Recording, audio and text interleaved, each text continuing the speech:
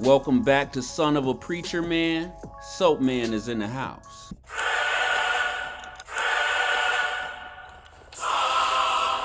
A few episodes ago, I made the claim that I found what I believe to be the only and single piece of evidence of the biblical Abraham. I told you that I was able to accomplish this by first finding another biblical figure named Kedorlaomer, the king of Elam. And no, this is not an image of Kedorlaomer, but it is an image of a Persian person who looks like he may or may not rule something. What I'm trying to explain to you is that Elam was basically Persia before it was called Persia. The Bible states in Genesis chapter 14, verses 1 through 6, for 12 years these 5 kings of the vale served Kedorlaomer. And the Bible says in the 13th year they rebelled. And in the 14th year came Kedorlaomer. So we have Kedorlaomer, king of Elam. And the Bible says that he had 3 other kings with him. They are here on this map in red. And this area that they're in is called southern Mesopotamia. So we have Kedorlaomer on one side of this vast desert, and on the other side, these 5 kings of the vale. So this is the Dead Sea. It's the only little blue part that you see on the map in this general area where you see these names highlighted in green. So this conflict between these two groups, Kedorlaomer and the 3 kings with him, and the 5 kings of the vale, this conflict is known as the Battle of Siddim. 4 kings against 5. So here comes Kedorlaomer, he, his armies, and the armies of the kings with him. And they coming to get they fetty wap. Let's not make no mistake about it. They coming for the cheese. If these boys, these 5 kings of the vale, thought that they was gonna get away with not paying this man his money, his cheese, his assaggio, his chips, his credits, his fettuccine, his fetty wap, oh, well then they just had another thing coming. Kedorlaomer and his boys make the long trip from Elam all the way to Canaan. And when they get there, the Bible says that Kedorlaomer attacks all these different tribes of giants. Notice this loop over here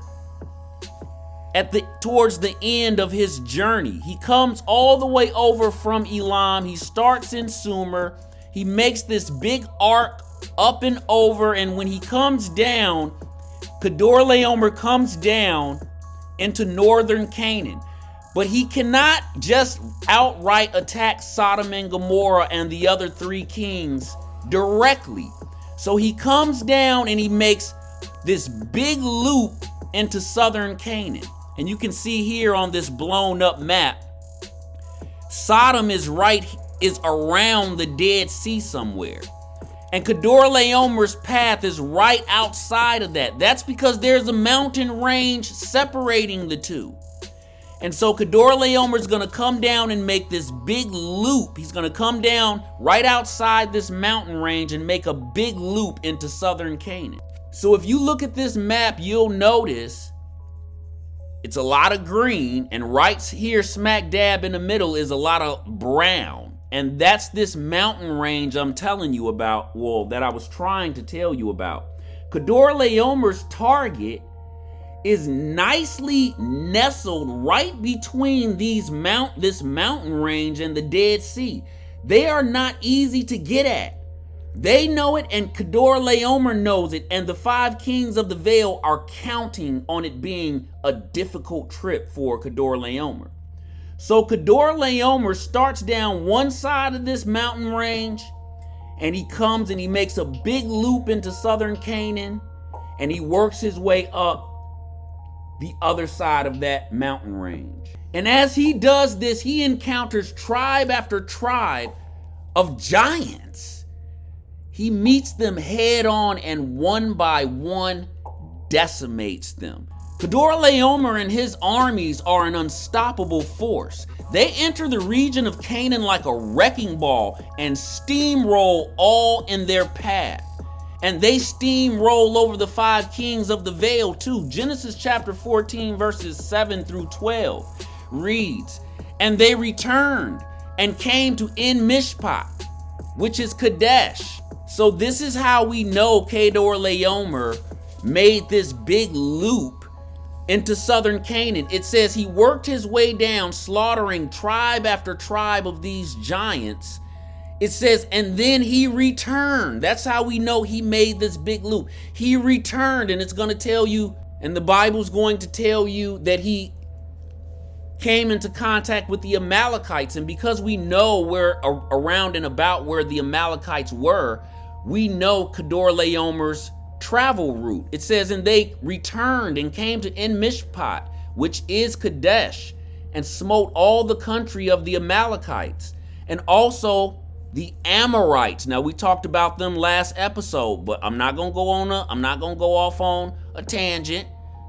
Stick to the topic. Okay, it says, and also the Amorites that dwelt in Hazazon Tamar, and there went out the king of Sodom, and the king of Gomorrah, and the king of Admah, and the king of Zeboim, and the king of Bela, the same as Zoar, and they joined battle with them in the vale of Siddim. It says, and they joined battle with them in the vale of Siddim, with Kedorlaomer, the king of Elam, and with Tidal, king of nations, and Amraphel, king of Shinar, and Arioch, king of Elasar, 4 kings with 5. And the vale of Siddim was full of slime pits. And the kings of Sodom and Gomorrah fled and fell there. And they that remained fled to the mountain. And they took all the goods of Sodom and Gomorrah, and all their victuals, and went their way. And I have in big bold red print, and they took Lot, Abraham's brother's son, who dwelt in Sodom, and all his goods, and departed. I just want to show you real quick. The Bible says that this battle of Siddim took place somewhere around the Dead Sea. The 5 kings of the vale lose, and so they flee into the mountains. That's why I put this slide up to give you a visual. I try to put you at these places so you can see that these cities are wedged right between the Dead Sea and the mountains. So when these 5 kings lose this fight against Kedorlaomer, they flee to the mountains which are nearby. And that's why they settled here in the first place. This is a strategic maneuver. They knew these mountains are a refuge in case something like this happens. The only thing is, we don't know exactly where Sodom and Gomorrah is, so we don't know where this battle takes place, but I'm gonna show you later. Okay, so the Bible says that they take Lot, and it is here where Abraham is going to enter the picture. And I want to discuss how Abraham gets, quote unquote, here. I want to discuss what led up to Abraham being here in the first place.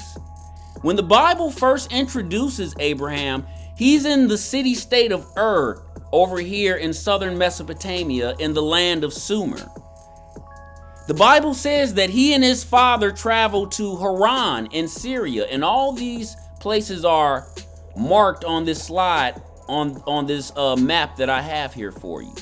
It says that he and his father Terah traveled to Haran, Syria, and that Abraham's father Terah dies there. Abraham receives a command from God to go to Canaan, and so Abraham travels to Shechem in the land of Canaan. But there's a famine in the land of Canaan, so Abraham has to leave and he goes to Egypt. All this happens over a span of 25 years. And we know this because of the birth of Isaac. Here's why Isaac's birth is so important. The Bible tells us that Abraham leaves Haran when he is 75 years old. It also states that he is 100 years old when he has Isaac in Hebron. There is a 25-year window in which everything has to happen. Everything has to occur between age 75 and 100. And we know that Abraham is in Hebron when he has Isaac. And we also know that Abraham has already fought Kedar Laomer when he has Isaac. And he's going to continue to live in the city of Hebron until he dies at age 175. Little buddy, your birth puts Abraham in Hebron right around the time he gets into a fight with the guy I'm looking for. Look at this map of the land of Canaan prior to the Israelite invasion. This is Canaan during Abraham's time. If you'll notice, it looks kind of like a jigsaw puzzle. This is the world in which Abraham lives and resides. You'll notice the names of several nations that reside there also. One name you don't see is Hebrew. But nevertheless, the Bible tells us that Abraham is there. So, and the Bible is never wrong, so we'll just take its word for it. But you don't see the name Hebrew here. You see all these other different tribes that have carved out a section or a piece of the puzzle. And so this land is ruled by various war chiefs and generals and kings. Think of the series Game of Thrones. Remember, everybody wanted to get on the Iron Throne. So if you imagine the land of Canaan as the Iron Throne, then it's a person sitting on each armrest. It's like 3 people then squeeze they butt into the throne. It's like 4 people that have claimed the base. It's a dude on the back of the throne. He holding the back of the throne and he keeps saying, mine, mine, mine. I say broad because what we often lump together as Canaanites were really a number of tribal groups, city-states, and kingdoms that occupied a particular region. While they had many similarities, they also had distinct social and cultural traits. One name you will keep seeing on these maps that I'm showing you is Amorites, okay? They were one of the many Canaanite tribes that occupied this area. So you remember that mountain ridge I told you that Kedar Laomer couldn't just cross? Okay, well, the Amorites occupy those mountain ranges in and out of Canaan. They might be called by different names like Zamzumims or Emims or Rephaim, but they all really are the Amorite giants, this giant tribe of Amorites. And when I say giant tribe, I don't necessarily mean that every last one individual Amorite was a giant. But I do mean that there is no question that these people are associated with giants. If you look here, Abraham, when he first comes to Canaan, he settles in Shechem. It's right along this mountain range. And if you look down south where it says Jebusites here, right below that is Hebron. So what I'm trying to get you to see is that Abraham is closely associated with these giant Amorite tribes. The Amorites are not new to this region. The Bible tells us in Numbers, where Moses sends the 12 spies to spy out the land, they report back that the Amorites dwell in the mountains. Okay, so Abraham comes to Canaan and he takes up residence in Amorite territory. The Amorites aren't new to this region. They've been here long before Abraham got there. So the Amorites aren't new, Abraham is. We discussed the Amorites in my last 2 episodes, so I'm not going to go into depth about them here. I'll only say this. The Bible says that the Amorites were tall as cedars and as strong as oaks. And you take that how you want to take it. But when a lot of times when the Bible talks about the Amorites, one of the things I would argue it almost emphasizes is that they were giants, or at least that there were giants among them. The spies that Moses would send a few hundred years after Abraham's time report back to Moses that they felt like grasshoppers in the sight of these giants. And let's not leave out that they said that the giants felt like they were grasshoppers also. The spies also said they saw the sons of Anak there, meaning in Hebron specifically. Now this isn't in Abraham's time, this is 300 years later, but what I'm trying to emphasize, what I'm trying to get over to you is there are giants in the land of Hebron during Abraham's time, before his time, and we see they're still there during Moses' time. When the congregation hears the words son of Anak reported by the 10 spies, they know these words are associated with the Nephilim spoken of in Genesis chapter 6. They know they're talking about giants. Northern Canaan is right along the Syrian border. Syria is Abraham's home. This place during Abraham's time is known as the land of giants. This is where they were born. This is where they were spawned. This is the inception point. This is why they are here during Abraham's time. And nearly 1,000 years after Abraham's time, there will still be remnants of these creatures lurking and living in Canaan. Okay, this isn't David or Moses' time. This is Abraham's time. The Amorites are in their golden age in history. We're not talking about the puny remnants of David's day or even the days of Moses. These are the big boys, the forefathers and ancestors of those 9-foot Goliaths. And just how big are we talking? Well, we don't know. There are extra biblical tales of 30-footers.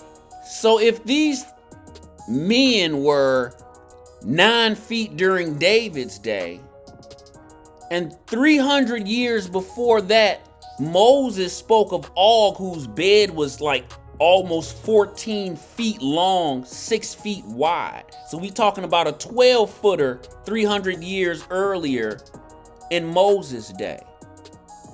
So by that extrapolation, by my calculation, we talking about giants upwards of 15 feet tall. And that's just being like scientifically honest, okay? I feel like I'm giving a lot of leeway. I'm saying the number 15 because Spanish explorers reported giants being as tall when they first landed in the Americas. So I'll say 15 and up, but there are stories of 30-foot. Ladies and gentlemen, I want to thank you for joining me for this episode of Son of a Preacher Man. If you enjoy this type of content, please hit that like and subscribe button. If you have any compliments, questions, complaints, or insults, please leave them in the comments section. If you've got any topics you'd like me to discuss or questions you'd like me to answer, please leave them in the comments section. If you just want to argue and fight, please jump it off in the comment section. Until next time, I'll see you same soap time, same soap channel, Soapman. Deuces.